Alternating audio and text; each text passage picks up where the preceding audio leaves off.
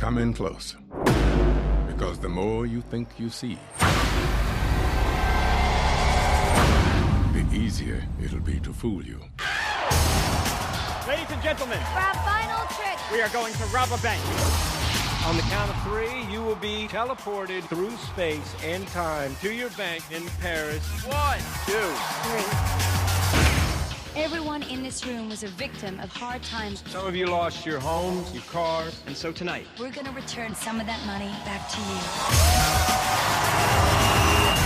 thank you, everyone. We are the 4 Horsemen. Good night. Your bank was the distraction while they set up the real trick. I was $140 million distraction. Who doesn't love a good magic trick? FBI!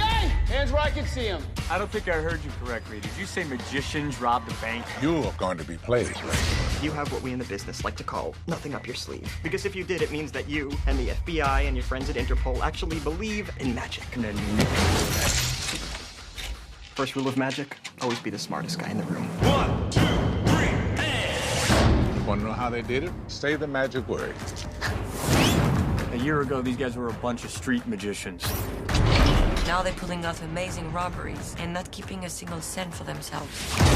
You do realize this is a game played out on a global scale. Vegas was just the start. This trick was designed a long time ago.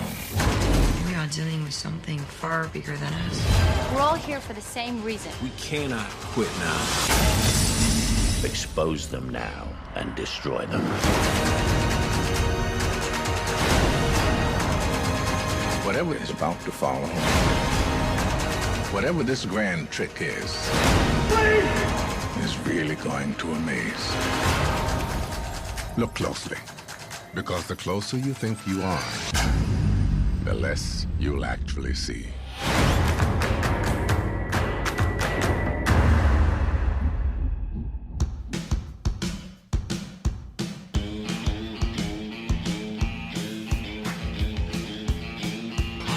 I've waited all year, and finally it's here. For 30 straight days, it's a month-long movie craze. That's right, I'm ready to post a podcast each day.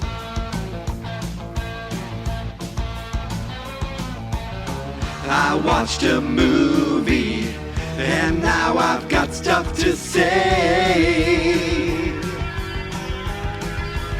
'Cause movie month is here, yes dear, in case I wasn't clear. 30 movies, films that I've never seen. Cast, podcast, from first day of month to last. In June, all June, this is my movie month too. Been doing this for 12 years, I'll pause for applause and cheers. Okay, well, maybe not. But please follow all month long.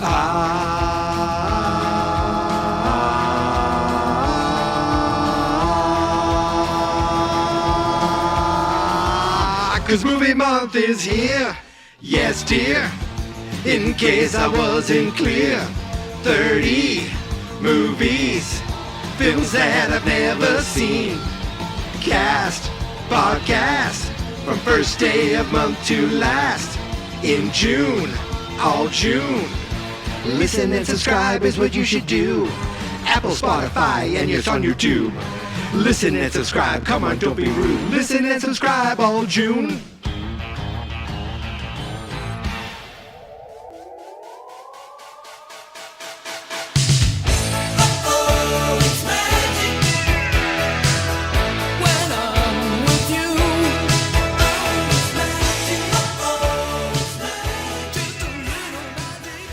Happy Tuesday, everybody.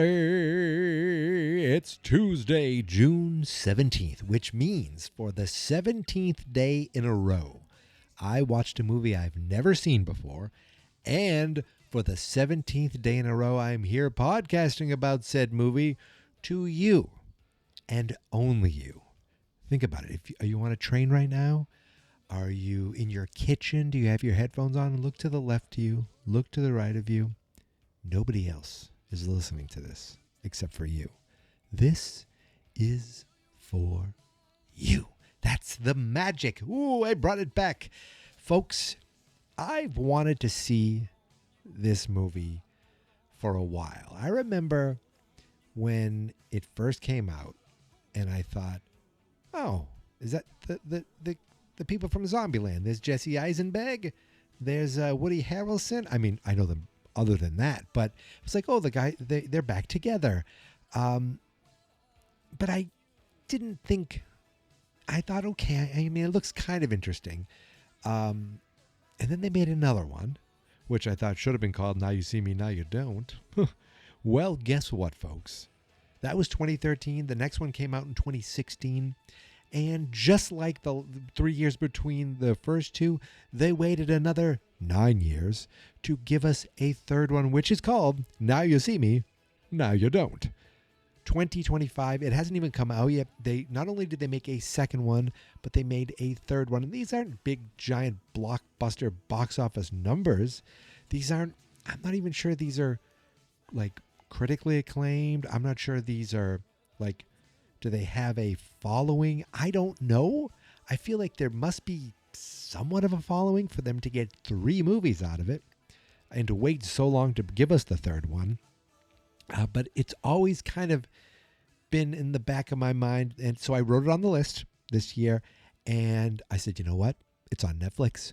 Let's do this. Let's start another trilogy of movies that I eventually need to get to. Am I going to watch 2 or 3 this year? I'm going to say no. I'm going to pretty much guarantee you no. Because the third one isn't out yet. So probably what'll happen is I'll watch 2 and 3 next year. Because there's still another movie of trilogies that I need to watch part 2 of that I started last year, and I'm starting to, it's weird because you get to this point where you start to say, well, geez, I only have 13 days left. You know, after today, I only have 18, 19, 20. Yeah, 13 days. That's how math works. So it's you, and I have a list of movies that I want to see, and I have a day 30 that I'm pretty set on. It's not 100%, but I'm pretty set on it. And then I said, oh, wait, but I wanted to do this. Oh, wait, but I wanted to do that. Oh, wait, I wanted to go back and finally see this movie. And then you start to say, well, what do I take out? What do I shift till next year? Because a lot of these movies, I'm not going to sit down and watch unless they're for movie month. And I have like a prequel that I want to see of something, a sequel that I want to see of something, and then there's a couple that have nothing, that aren't part of a series, shockingly. But that's for the future. That's for another day. Today, I'm focusing on the 2013, I don't know what you'd call it, action, thriller, drama, whatever you want to call it. Now You See Me, which stars, as I said, Jesse Eisenberg, Mark Ruffalo, Woody Harrelson, Isla Fisher.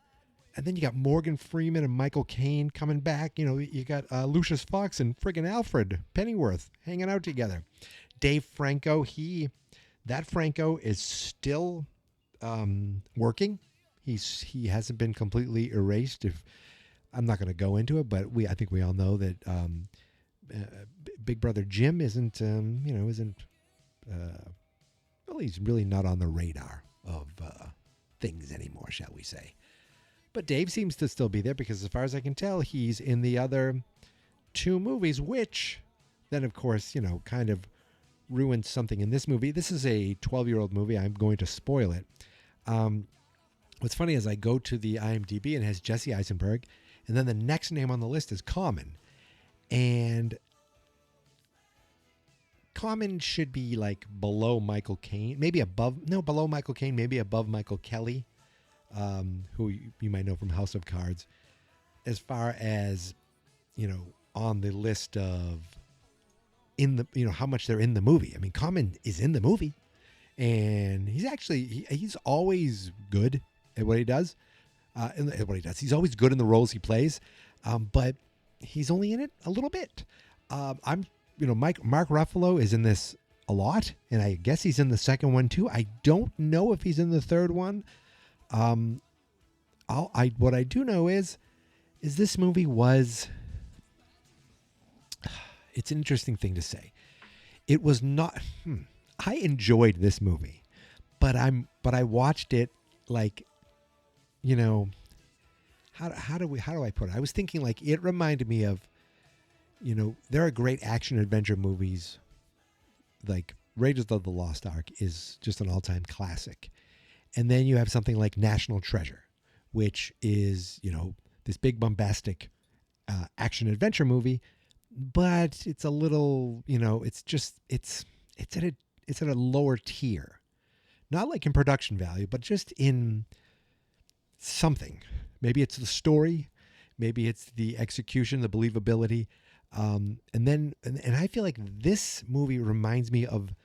I don't know why I kept thinking National Treasure. It's not a comparison. It's not a 1-to-1, but it just had like very just kind of surface level characters, magicians who are, here's what I thought this movie was.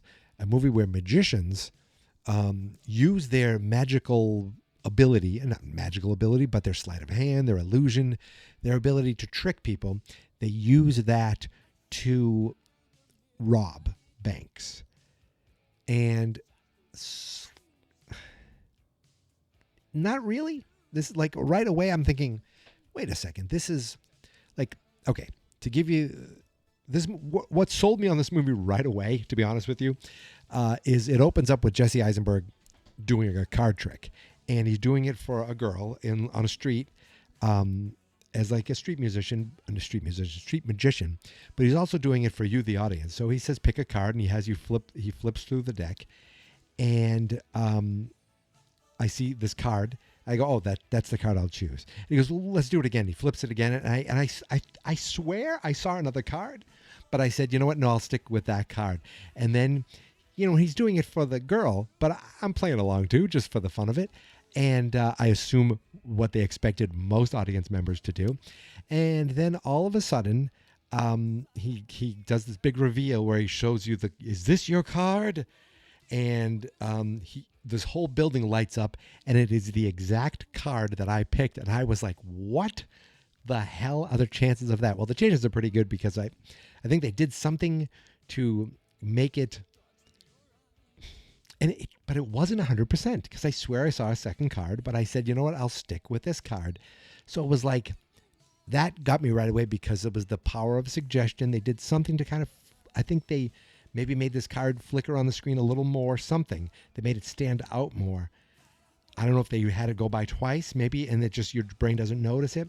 But whatever it did, it worked, and it made me pick it, and it made it seem, not made it seem magical, but it just brought me right into the movie. And I said, okay, that is cool. I'm here to have a good time. So he's this magician who's all into getting, you know, just kind of doing magic and hooking up with ladies. You got Woody Harrelson, who is a mentalist, which is a very real thing. It's not a psychic. He doesn't read minds. It's just like intuition, educated guessing. You know, there's that guy, I can't think, he does all the NFL mentalist things, and he's like, he kind of predicts what you're going to pick. And I don't know if he's gotten, you know, a lot of things wrong, but he does all this stuff at the NFL. It looks ridiculous.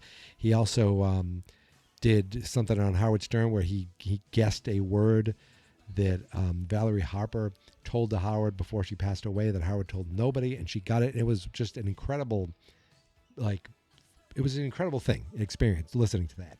And he did it. It wasn't like, you know, he read your mind. He was asking questions of certain things, but it is a real thing. You got Isla Fisher. I always used to say Isla Fisher, but I believe it's Isla Fisher. Now she is she's like not a Vegas performer, but maybe she was in Vegas, but a big time stage magician. Then you got Dave Franco, who's doing it on like the ferry, and he's trying to do spoon bending, but they figure it out. He swindles, he robs guys. He takes your wallet and this guy's watch. So these are 4 magicians who each get a card by some mysterious hooded man. Now, at first I thought this was Jesse Eisenberg, but it wasn't. It's this mysterious hooded man that we don't know about the entire time. I'm going to spoil this movie. So if you don't want to know about it, you can stop now. But they're all brought to this abandoned apartment, and they all figure out these like intricate little puzzles, I guess, to get in, and like they're joined together as the 4 horsemen. Next thing you know, they're in a Vegas show, and they're we're the 4 horsemen of magic, and very much like just hamming it up on stage, doing these tricks. But you could see some of these tricks are impossible without movie magic. Maybe that's later with like Isla Fisher in a bubble, but it is entertaining. I will say it is entertaining. I'm entertained the entire time. So the 4 of them are doing a magic trick, and then they give you this elaborate trick how they're going to all rob a bank together. So they have this guy, and he tells you they quote unquote teleport him to his bank in Paris to get them to rob a bank, which then all the money flutters down onto the audience. Now it turns out that this bank was robbed, but it's like, how do they do it? You try to, you're trying to figure out how this actually could have done, because it's not actual magic. Now that's where Mark Ruffalo comes in. He is a Fed trying to figure it out. Because of Paris, they bring in a French, a sexy blonde French inspector, or whatever you want to call agent, played by Melanie Laurent, who I know from Inglourious Bastards. She is the girl who runs the movie theater in France. Pretty memorable character in that movie. You have that going. You have her, the 2 of them, trying to figure out what's going on with these 4 people. How do they rob this bank? Did they rob this bank? Is it real? Then you have Michael Caine, who is their benefactor. They keep calling him the benefactor. The man who helps budget, get them all, pays for everything, finances everything. Then you have Morgan Freeman. Yes, remember him? He plays a former magician who likes to debunk other magicians now. And he talks about how there was this one magician who had this crazy trick, and Morgan Freeman wanted to debunk him. So he did the trick. He's like, I'll show you. And he does the trick again, but he dies doing the trick. And now Morgan Freeman goes around debunking, but he makes more money doing that than he does being a magician. So you got that going on. You got the 4 horsemen of Jesse Eisenberg, Woody Harrelson, Dave Franco, and Isla Fisher. They have like another trick where they actually rob Michael Caine, because his character has this whole, like, he runs an insurance agency who swindled all these people. And so they figure out, I don't know how they do it, but they figure out a way, and it doesn't matter. That's the thing. How do they do it? It doesn't matter, because it's magic. But like in reality, they were somehow able to hack into his bank account, which I guess there is a scene where they're pretending to talk to him and do a trick badly, but what they actually get is information that happens to be his password. And then they somehow were able to take that money and deposit it into all these people in the audience's account. Now, I'm sorry, but the money that falls on the people, if it's real, well, that can be easily traced and counterfeited, or picked up if someone uses it. So that money probably would have to be returned because it's stolen. The money that's digitally removed from Michael Caine's account and put into these people's accounts, I feel like all that can be returned to. So it's not like wow, that's incredibly clever. It is, but or it tries to be, and it wants to be. It is not as smart as it thinks it is, or maybe as it hopes to be, but it is still fun. Like, it's a fun movie.